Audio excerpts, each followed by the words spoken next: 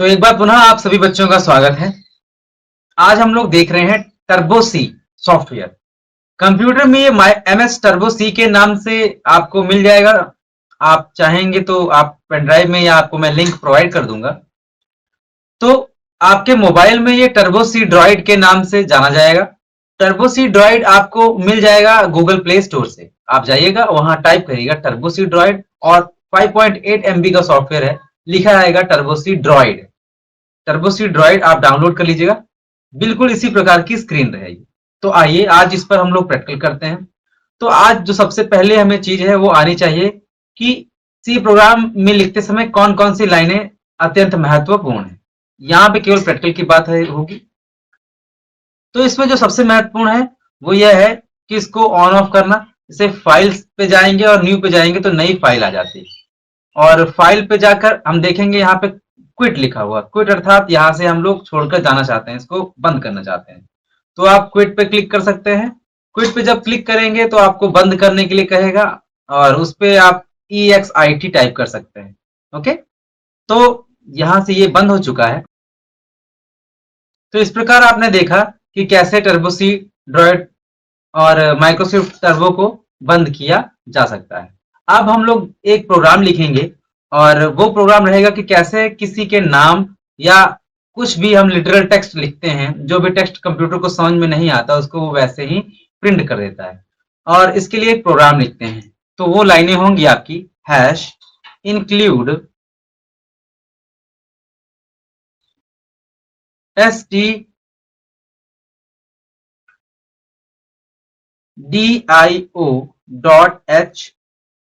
Hash include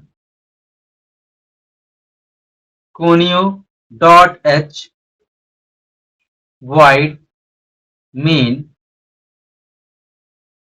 और सबसे last में get ch रहता है, और आपका ये ब्रेकर। इसमें जो ध्यान देने वाली बात यह है कि हैश इंक्लूड जो आपका यूज किया जाता है, हैश एक प्री प्रोसेसर है जिसका कार्य है कि जो भी इनपुट के आवश्यक उपकरण या उनसे प्राप्त होने वाला निर्देश है उसको इकट्ठा करके रखना, और जहां पर वो आउटपुट प्रदर्शित करना है उस स्क्रीन को प्रिपेयर करके या तैयार करके रखना, ताकि जो आउटपुट आए वो उस स्क्रीन पर या उस उपकरण पर प्रदर्शित किया जा सके। और इनसे संबंधित जो आपकी जानकारी है वो जानकारी आपकी स्टोर रहती है stdio हेडर फाइल में। stdio मतलब standard input output header file, इसमें स्टोर रहती है ये सारी आपकी सूचनाएं। इसके बाद conio.h है, जिसका मतलब होता है कंसोल इनपुट आउटपुट। अभी आपकी एक रन स्क्रीन आएगी, उस पर इनपुट देने और उस पर आउटपुट प्रदान करने के लिए कंसोल लिखते हैं। और इसमें एक आपने देखा void main, अर्थात जिस पर आप काम कर रहे हैं, कंप्यूटर की मेमोरी में काम कर रहे हैं, उस मेमोरी को खाली करके वहां पे अपना मेन, ये जो मेन लिखा हुआ है ये अपने मेन प्रोग्राम को वहां पर टाइप कराता है, कंपाइल कराता है और रन कराता है। और जो भी आउटपुट आता है गेट ch उस स्क्रीन को होल्ड या आउटपुट को पकड़ कर रखती है। ओके, आइए एक प्रोग्राम लिखते हैं। धीरे धीरे आपको ये सारी चीजें क्लियर होती जाएंगी। क्लास में भी आपको एक बार बताया गया है। तो यहां हम शुरू करते हैं, लिखते हैं प्रोग्राम। तो यहाँ पे हम लोग आज देख रहे हैं किसी के नाम को प्रिंट कराने वाला। तो लिखते हैं सपोज printf। printf आपका ऐसा फंक्शन है जो लिखे गए टेक्स्ट को या आउटपुट को प्रदर्शित करने के लिए उपयोग करते हैं। आउटपुट फंक्शन है एक प्रकार का। तो printf लिखते हैं svn कलान इज ब्यूटीफुल, कुछ छोटा लिख लेते हैं, कलान सुल्तानपुर। ओके, ये हमने लिखा।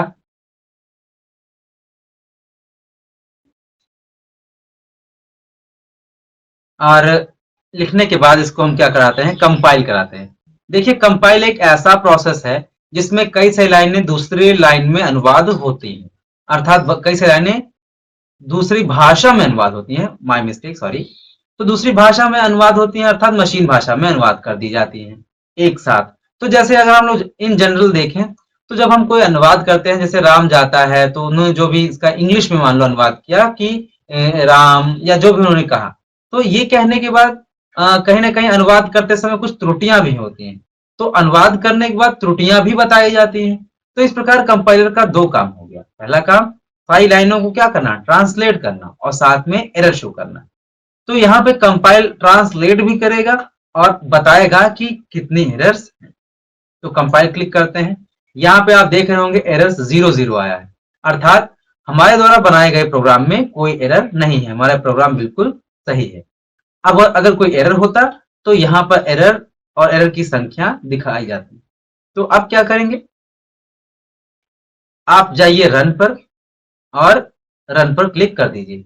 इसकी शॉर्टकट की दी गई है, चाहे आप कंट्रोल F9 कर सकते हैं, चाहे तो ऐसे मेन्यू पर क्लिक के फॉर्म में कर सकते हैं। तो आप देख रहे हैं यहाँ पर स्क्रीन आई है, आउटपुट की स्क्रीन, SVN कलान सुल्तानपुर। अब ये जो आउटपुट की स्क्रीन आई है, ये स्क्रीन होल्ड करके किसने रखी है, ये स्क्रीन होल्ड करके रखी है आपके getch फंक्शन में, जो कि कोनियों में पाया जाता है। यहां से बाहर आने के लिए दोबारा एंटर बटन दबाएं, आप बाहर आ जाएंगे।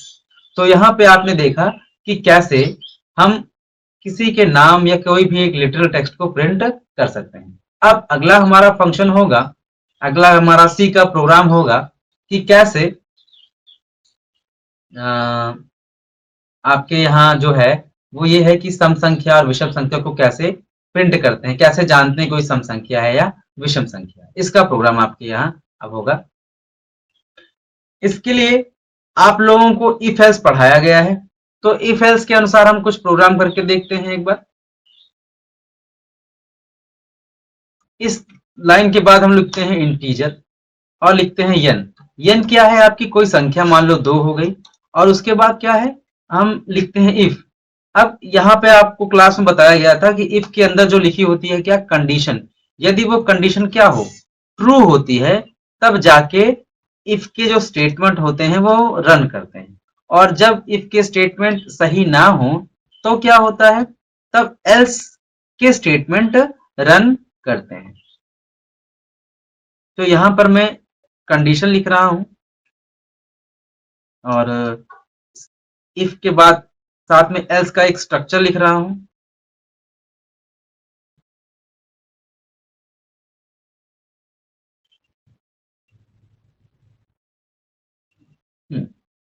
तो इतना लिखने के बाद यह प्रोग्राम क्या कहता है, मैं थोड़ा सा एक्सप्लेन करूंगा। यहां पर देखो n की वैल्यू दी गई है, n का मान कितना है, 2। अब जब n का मान 2 होता है तो यहां पर एक और चीज लगी हुई है, मॉड्यूलस। मॉड्यूलस का मतलब क्या होता है, शेषफल। मॉड्यूलस का मतलब क्या है, शेषफल। अब ये शेषफल क्या करता है, देखिए शेषफल का मतलब होता है, जैसे अगर 4 लिखा हुआ है सपोज, ओके, जैसे ये 4 लिखा हुआ है, तो 4 कैसे पता लगेगा कि आ रहा है आपका, जैसे ये अगर 4 लिखा हुआ है तो शेषफल का मतलब होता है, अगर इसको हम क्या करें, 2 से विभाजित करें, तो 2 से विभाजित करने के बाद इसका जो शेष आएगा कितना आएगा, इसका जो शेष आएगा वो आएगा कितना, 0। तो इस 0 को ही प्रदर्शित करता है कौन, मॉड्यूलस। और ये मॉड्यूलस ही है जिसके सहायता से हम अपना अगला प्रोग्राम हल करेंगे। तो यहाँ अगर कोई संख्या है सपोज n मॉडुलस 2, n बराबर 2 है, अर्थात 2 को 2 से भाग करने पर उसका शेषफल यहाँ पर डबल इक्वल दिया है, इसका मतलब होता है इज इक्वल, अर्थात इक्वल होना ही चाहिए। तो जब ये इक्वल होना ही चाहिए किसके, 0 के, अर्थात कोई संख्या अगर 2 से कटती है और उसका शेषफल 0 के बराबर होता है तब वो संख्या इवन होगी, अर्थात अदरवाइज ऑड होगा। तो आइए इसको रन करा के देखते हैं, कंपाइल करते हैं पहले, कंपाइल कंपाइल, कोई एरर नहीं। अब देखते हैं अपने प्रोग्राम को रन करा के। तो यहाँ पर जैसे कि ये आया ना SVN कलान सुल्तानपुर, अगर इस प्रकार आए तो क्या करें, तो यहाँ पर आपको एक चीज करनी होगी, CLR SCR। इसका कार्य क्या होता है, CLR SCR का कार्य है कि स्क्रीन पर गार्बेज वैल्यू को हटा देना। जब आपके साथ इस प्रकार गार्बेज वैल्यू स्क्रीन पर दिखने लगे, कुछ भी अनवांटेड चीज दिखने लगे, तो यहाँ पर लिख दीजिए CLR SCR और अपने प्रोग्राम को रन कराइए। तो इस प्रकार अगर इफ की कंडीशन सही होती है तो इफ का स्टेटमेंट चलेगा, अदरवाइज एल्स का चलेगा। तो आइए देखते हैं, कंपाइल सही है और फिर कराते हैं रन। रन हुआ और आया क्या, इवन। अब अगर यहाँ पे 2 ना लिख के कुछ और लिखें,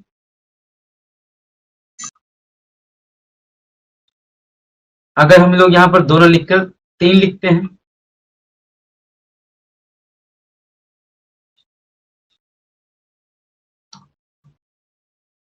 और तब हम लोग इसको कंपाइल कराते हैं, तो एरर तो हमारा 0 है। लेकिन अगर रन कराएंगे तो यहाँ पर ध्यान से देखिए, जो इफ में लिखी कंडीशन है वो इस प्रकार अभी सत्य नहीं हो रही है। सत्य किस पर निर्भर कर रहा है? उसमें दी गई आपके यन की वैल्यू पर।